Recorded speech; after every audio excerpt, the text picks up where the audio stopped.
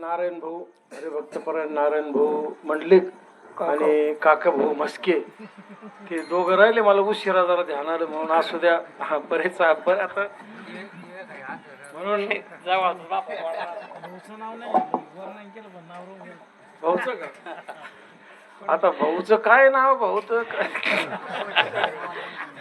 सगळं भाऊच आहे आता. आपलं काहीच नाही. भाऊ नसले तर आपलं कुठेच नाही. भाऊ म्हणूनच दिंडी आहे बर का. म्हणून अशा प्रकारचे महाराज दिंडीचे मार्गदर्शक. काय सांगावं तुम्हाला आता. काय खूप जगामध्ये काही आहे. 1000 पारायण कमीत कमी या माणसात झाले असं. आता काय सांगावं तुम्हाला. माणसाला धुळीत मुक्ता फळ ओळी पडिले त्याच कोण ओळखी त्याच कारणे. धुळीत एखादं मुक्ता फळे पण धुळीत पडलं त्याला कोण ओळखत. तशी गोष्ट आहे. ज्ञानेश्वरीची एक ओवी वाचणं अवघड आहे. वाचित नाही. अनुभवणं अवघड आहे. 1000 पारायण या माणसाचे झाले. मग काही असंख्य नाही ते काही नाही. हे माणूस आयुष्यभर परमार्थ केला महाराज. असं प्रकारचे हे मार्गदर्शक आहे आपल्या दिंडीचे गुरुवरे हिंदू धर्म रक्षक रामगिरीजी महाराज. आणि खूप मोठा आधार जर म्हटलं तर आधार स्तंभ आपण महाराजाला काही बोलू शकत नाही. पण उद्या दिंडीमध्ये कमी आहे जास्त आहे सुख आहे दुःख आहे कोणाला सांगणार तुम्ही. तर हरिभक्त परायण आमचे गुरुबंधू परम मित्र मधुकरजी महाराज कडलक त्यांचा खूप मोठी पुष्टी आहे. सतत फोन येतो महाराजाला. दिंडी कुठे आहे कशी चालू आहे कसे वारकरी सतत फोन येत असतो.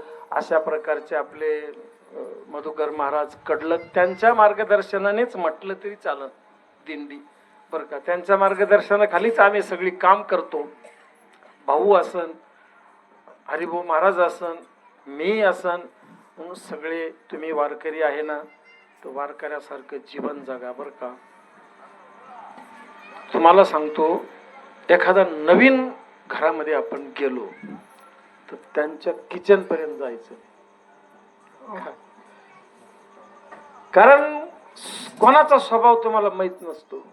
एखादा तुमच्यावर काही आक्षेप घेऊ शकतो. पैसे चोरल्याचा घेऊ शकतो. कुठलाही आक्षेप घेऊ शकतो. म्हणून वारकऱ्याने वारकऱ्यासारखं अंगणातच असावं. आणि जर तो मालक म्हटला या आतमध्ये बसा ती गोष्ट वेगळी. आम्ही दुपारी आतमध्ये या म्हटले नाही आम्ही गेलोच नाही. आतमध्ये गेलोच नाही. या म्हटले बसा पलंगावर तर बसले. दिली खुर्ची बसा खुर्चीवर बसले खुर्चीवर. वास्तविक आपण होऊन कोणाच्या घरामध्ये वारकऱ्याने तुम्ही तुमच्याकडं 7 पिढ्याचा पाहुणा आहे. तुम्ही तुमच्या किचनकडे जाऊ द्या त्या पाहुण्याला नाही जाऊ देत ना अजून. तुम्ही कसं काय जाता कोणाच्या किचनकडे कोणाच्या घरात कसं काय घुसता तुम्ही. वारकरी आहे ना तुम्ही. वारकऱ्यासारखं वारकऱ्याने राहिलं पाहिजे. जसं वारकरी म्हणजे भिक्षुक आहे. भिक्षाम देही भवती. कोणाच्या तरी दारात जाऊन भिक्षा मागायची. आणि महाराज अशा प्रकारचं जीवन जगायचं. दिंडीला शिस्त असावी. दिंडीमध्ये एखाद्याच्या घरात जरी तुम्ही गेले तर कोणाला मोठ्यानं बोलणं चालत नाही. तिथे याच्या गप्पा चालू होत्या. मा ऊस 7 किलो इतका आहे 60 टन इतका गेला. मा ऊसाला पाणी भरलं नसतं तर त्याला काय घेणं तो ऊसा संग काय. तू बसला ना त्याच्या पलंगावर तर मग थोडा शांत बोल. कसं बोलावं कोणाच्या घरात बसल्यावर कसं बोलावं कसं बोलू नये आहे की नाही. अशा गोष्टी महाराज या सगळ्या पथ्य वारकऱ्याने पाळल्या पाहिजे.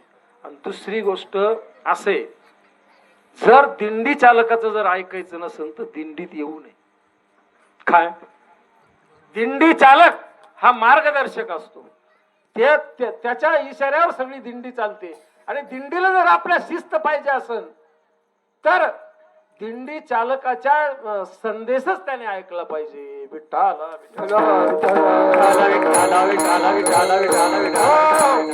म्हणून या ठिकाणी आपले हरिभक्तपरायण राधे सामजी देवकाते महाराज, काय प्रेम आहे त्यांचं. साहेब देवकाते साहेब आणि बँकेमध्ये आहे. गेल्या वर्षी जेव्हा हे सगळे लोक झोपले ना, कारण दिंडीमध्ये एक ढंगाचा माणूस नसतो राहत, लई ढंगाढंगाचे राहतात. आता आम्हाला सगळं माहिती आहे, अनुभव आहे. म्हणून त्यांनाही ते साहेब आहे, त्यांना सुद्धा हा अनुभव आहे माणसं कसे असतात. म्हणून रात्रभर जागी होते, रात्रभर प्रदक्षिणा म्हणजे राऊंड मारायची. ते कोण काय करतं, कोण काय नाही, कोण कुठून दिंडीमध्ये, दिंडीवाल्याला कोणी त्रास देतं का, असं या गोष्टी. म्हणून त्यांचं काय वर्णन करावं महाराज, काय प्रेम आहे त्यांचं. आणि काय ते प्रेम असल्याशिवाय या गोष्टी घडत असतात का. काय हरिपाठ रंगला ज्ञानेश्वर महाराजांचा हरिपाठ. हे आमच्या भजनेला ते साऊंडचं रिटर्न जर नाही आलं ना, ते साऊंडचं रिटर्न जर नाही आलं तर कीर्तन पडत. पण इथं बिगर रिटर्नचा हरिपाठ सारा रंगला आणि रंगी रंगला या श्री. म्हणून अशा प्रकारची आता फार बोलण्यामध्ये मजा नाहीये.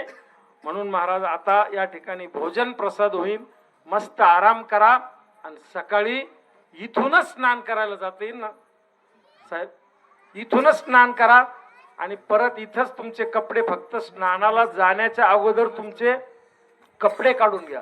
कारण टेम्पो उशिरा जर गेला तर टेम्पो मध्ये जाणार नाही. म्हणून तुमचे स्नानाचे कपडे अगोदर काढून घ्या इथं, आणि मग टेम्पो ना आपला सकाळी लवकर तांबड्यात पुढे जाईल. कारण आपल्याला काय संतोष भाऊ भिसे आणि मनोज भाऊ भिसे, हा हरिभक्तपरायण संतोष भाऊ भिसे आणि मनोज भाऊ भिसे यांचा परत सकाळी तुम्ही स्नान करून आले का परत चाय तुम्ही म्हणाल ते, फक्त तुम्ही भजन करा. म्हणून असू द्या, मागे राहिल्यानं काही बिघडत नाही. मागे राहिल्यानं फक्त भजन कानावर येईल असं इतकं बी मागे नका राहू, भजन ऐकू येणार नाही. म्हणून अशा प्रकारची झालेली सेवा या ठिकाणी, सेवेला पूर्ण विराम देऊ. आणि आमचे हरिभाऊ महाराज मंडलिक थोडं 1-2 मिनिटात आभार प्रदक्षिण करा थोडं त्यांचं. एवढा टाइम झाला तेव्हा झाला, बोला पुढे जायचं. सद्गुरु योगीराज गंगागिरीजी महाराज यांच्या अनंत कृपाशीर्वादाने, सद्गुरु गुरुवर्य ब्रह्मलीन सद्गुरु नारायणगिरीजी महाराज यांच्या कृपाशीर्वादाने, सद्गुरु स्वामी रामगिरीजी महाराज यांच्या मार्गदर्शनाने आमचे परममित्र असणारे मधुकरजी महाराज कडले श्री क्षेत्र गोदावरी धाम यांच्या आधिपत्याखाली चालू असलेला हा पायी दिंडी सोहळा. आणि या पायी दिंडी सोहळा बोलता बोलता 14 वर्ष होऊन गेले. 14वं वर्ष आहे, सोपं नाही. 14 वर्ष कसं म्हणजे पार पडलं, याच्या मागे खूप खटाटोपी असतात. आता वारकरी सर्व आपण एक जीवाचे माणसं आहोत, सर्वांचं सहकार्य आहे. तिळी असेल, वाडी असेल, श्री क्षेत्र नरहरिरांजणगाव, सर्व वारकऱ्यांचं या सहकार्यातून हे चालतं. तसं आम्ही गावात कोणाला काही मागत नाही, गावात कोणाचा रुपया घेत नाही. आता माग एकदा घेतले होते तर गावकऱ्याला वाटलं हे काही तिकडं काही करतात काय असं वाटलं. आम्ही कोणाला रुपया मागत नाही. महाराजांची आमची तयारी असते, जे लागल ते जे देतील वारकरी ते घ्यायचं. आणि आमचे संजीव भक्कम आहे, कमी पडले ते म्हणते तुम्ही काळजी करू नका, मी आहे ना बसलेलो. म्हणजे त्यांच्या जीवावर आम्ही दोघं हातो. आम्हाला म्हणजे आम्ही कोणाकडे मागत नाही, पण संजीव भक्कम आहे ना, आमचं चालतं पुढं. त्यांनी सांगितलं तुम्ही फक्त बंद करू नका, मी आहे तुमच्या पाठीमागं. म्हणून हा दिंडी सोहळा मोठा थाटामाटात आपण 14 वर्ष पूर्ण केलेले आहे. आणि 14 वर्ष सोपं नाही पूर्ण होण्याकरता.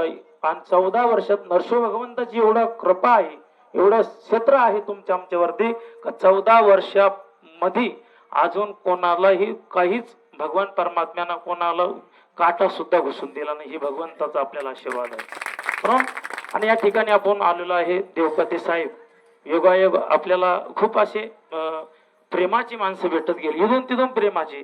पण आपण आवर्जून शेवटचा मुक्काम हा फार आपल्याला असं वाटतं, शेवटचा मुक्काम कधी येईल. प्रत्येक वारकऱ्याला वाटतं आपल्याला देवकाते साहेबाकडं आवर्जून जायचं. मग बरेचसे वारकरी आमचे पाठीमागून का आले का त्यांचं नाही जमलं, काही अडचणी होत्या. आमच्या गावात एक दुःखद निधन झालं. ऑक्सिजन म्हणजे प्रतिष्ठित व्यक्ती होते आमचे आदरणीय भाऊसाहेब दादा म्हस्के. त्यांनाही आपल्या दिंडीच्या वतीने भावपूर्ण श्रद्धांजली अर्पण करतो.